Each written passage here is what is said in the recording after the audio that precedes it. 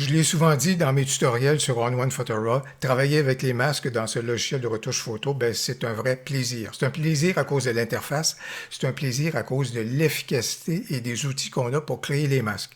Et lorsqu'on sait les masques en intelligence artificielle qui s'en viennent dans la version 2023, là, croyez-moi, les masques vont devenir des incontournables. Mais je réalise qu'il y a un tutoriel que je n'ai jamais réalisé avec On-One Photo-Raw, c'est-à-dire changer l'arrière-plan une fois qu'on a créé un masque sur un sujet. Et dans ce cas-ci, ça va être sur ce jeune mâle chevreuil qu'on retrouve sur l'île d'Anticosti. Ce dernier ne s'en doute pas, mais on va changer l'arrière-plan et il va vivre une téléportation dans un monde qu'il ne connaît vraiment pas. Alors aujourd'hui, le plaisir de la photo composite avec On-One Photo-Raw, voilà donc ce qu'on va examiner. Et surtout, en créant ce projet-ci, je veux parler de plusieurs pièges qui peuvent à ce moment-là vous guetter lorsque vous manipulez des calques et lorsque vous voulez faire de la photo composite. Voilà donc ce qu'on va examiner maintenant.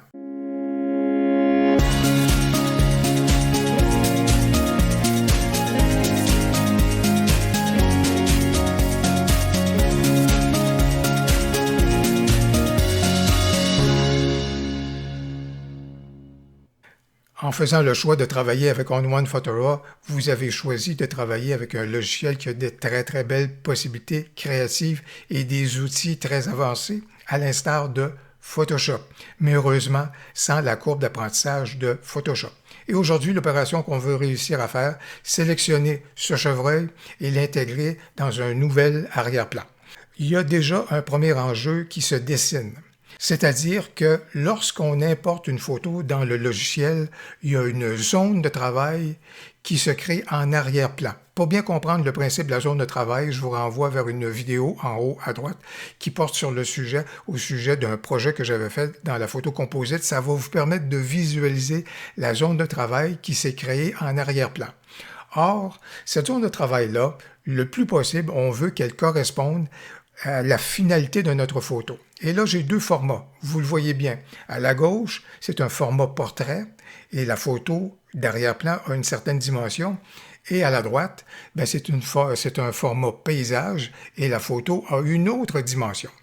Alors, il faut déterminer, pour que la zone de travail soit bien créée en arrière-plan, quelle est la finalité, quel est le format final de notre photo. Est-ce que c'est le format portrait ou encore c'est le format paysage?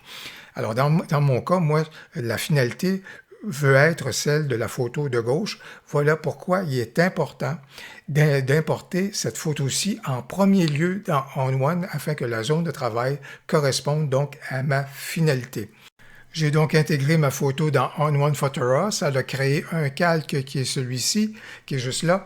Et juste pour illustrer la fameuse zone de travail, j'ai activé l'outil de transformation.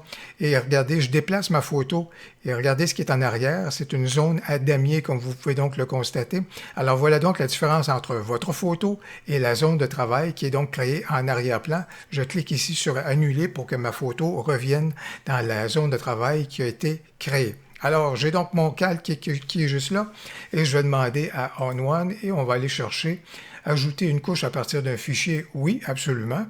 On va rajouter une couche. Voici donc la photo qui m'intéresse. Je la sélectionne. Ajouter comme couche, absolument. Alors, voilà donc qu'on va intégrer la photo à ce moment-là comme une nouvelle couche. Voilà donc la couche qui a été créée. Ceci étant, vous savez, il y avait une différence entre les deux formats. Il y avait également une différence au niveau des dimensions de la photo. Si jamais le sujet que vous voulez intégrer n'est pas bien cerné, si vous voulez, dans la zone d'importation, n'oubliez pas que vous pouvez utiliser l'outil de transformation avec le calque qui est toujours activé pour justement déplacer votre photo pour aller chercher le sujet que vous voulez intégrer. Mais dans ce cas ici, vous voyez, tout ça est tout à fait correct. Donc, à ce moment-là, je vais accepter le positionnement actuel donc du sujet. Et là, ce que je vais faire, c'est de sélectionner le chevreuil afin de créer un masque et qu'on puisse éventuellement donc importer le chevreuil dans un nouvel arrière-plan. Ceci étant, je vais accélérer la vidéo puisque je vais faire la sélection avec des outils qu'on a actuellement, mais au moment de publier la vidéo sur YouTube, fort probablement qu'on aura maintenant accès dans ON1 Photora aux outils en intelligence artificielle qui vont accélérer le processus là, de beaucoup, mais comme c'est là, vous allez me voir le faire à l'ancienne.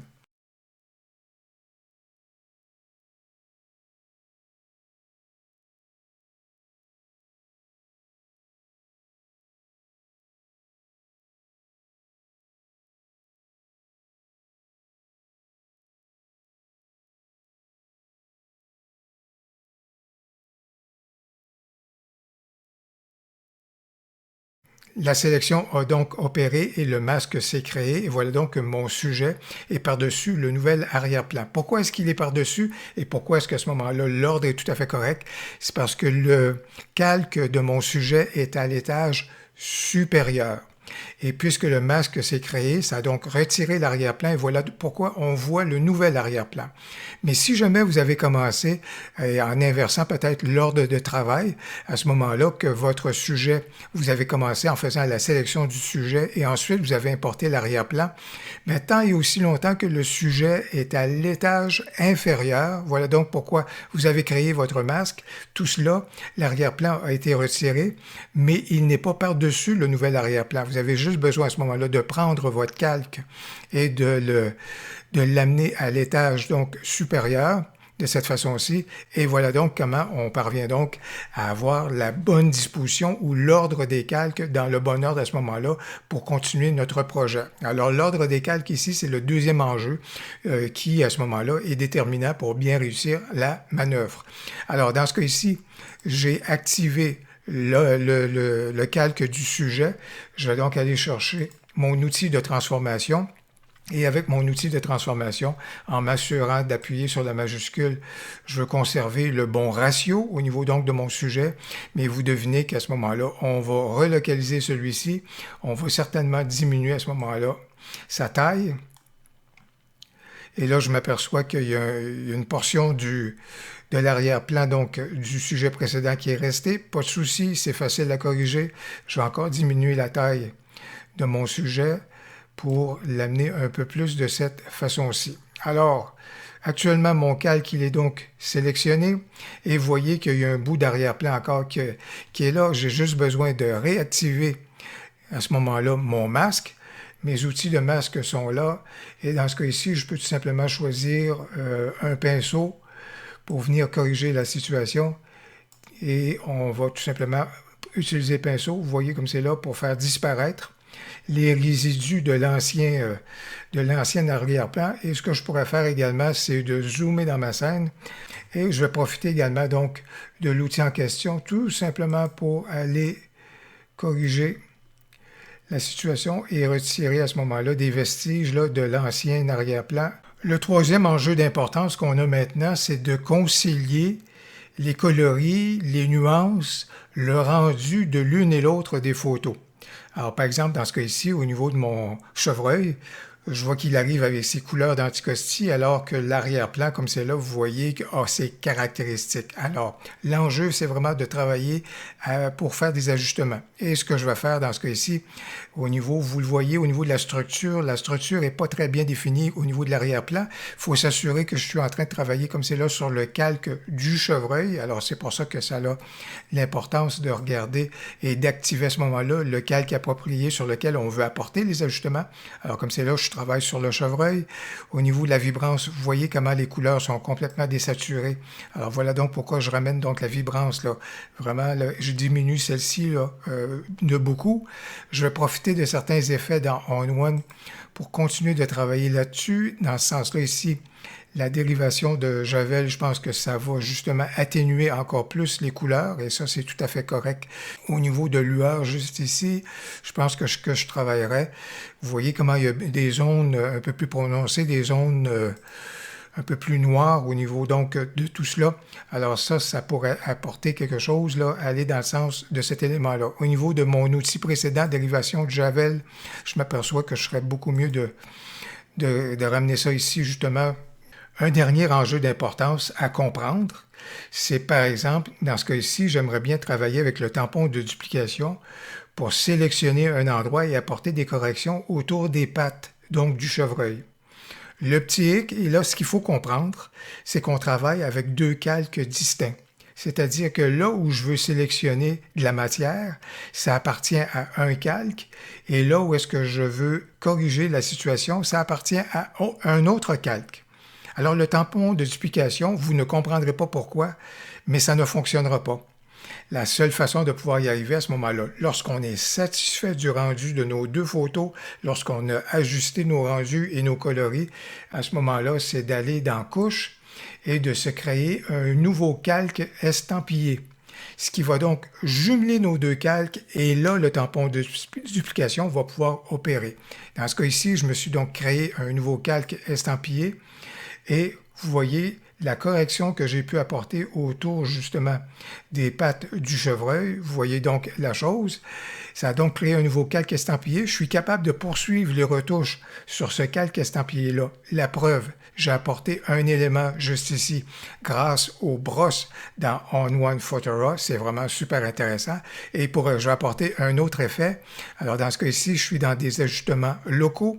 Je vais lui demander d'apporter un autre ajustement. Et là-dessus, ça va faire apparaître la possibilité de forme. Et dans les formes, à ce moment-là, je profite des brosses que j'ai dans On-One Photora pour, par exemple, on va aller choisir une planète qui va être juste celle-ci. À ce moment-là, vous voyez la planète que je vais être capable d'intégrer dans On-One Photora. Elle pourrait prendre cette taille-ci. Je pourrais lui demander et l'intégrer à ce moment-là avec cette forme-ci.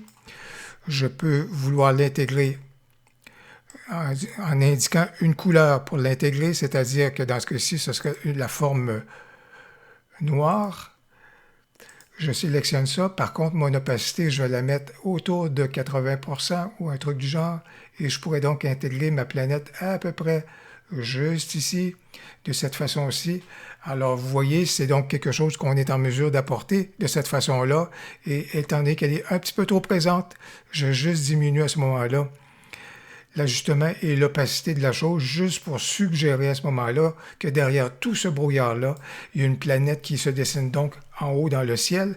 Alors, voilà donc la façon qu'on est capable d'apporter des éléments dans notre photo composite de façon créative. Et bien voilà donc la photo composite que j'ai réalisée aujourd'hui pour vous permettre de bien comprendre les étapes dans la réalisation du remplacement d'arrière-plan pour l'une de vos photos, de même que les enjeux qui sont présents pour bien réussir l'opération. J'espère que vous avez apprécié la vidéo. Si c'est le cas, n'hésitez donc pas à cliquer sur j'aime et surtout, n'hésitez pas à commenter. J'ai bien hâte de vous lire. Au plaisir, à la prochaine.